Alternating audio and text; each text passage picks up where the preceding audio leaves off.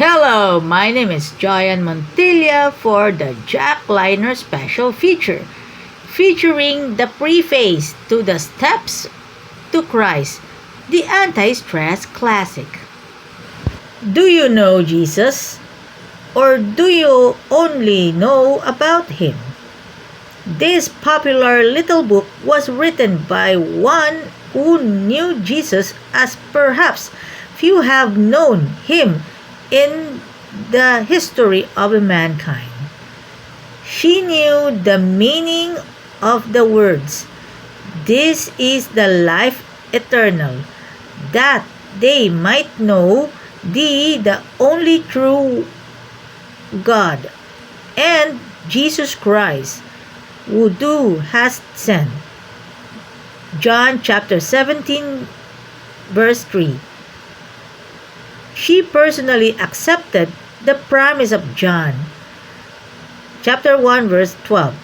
As many as receive him, to them gave he power to become the sons of God, even to them that believe on his name.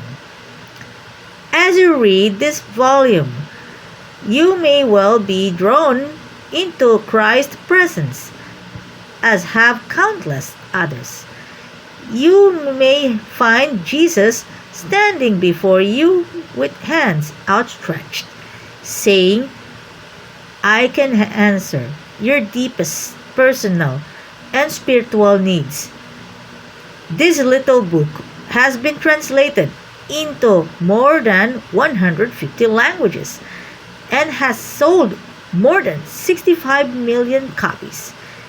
The continued demand attests to its timelessness and the universality of its clear, direct, and simple message. The publisher.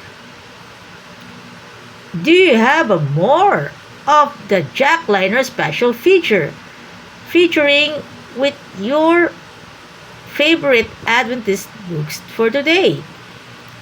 And stand by for the hashtag Alagang Jack All Access episodes and more about the Jack Liner bus.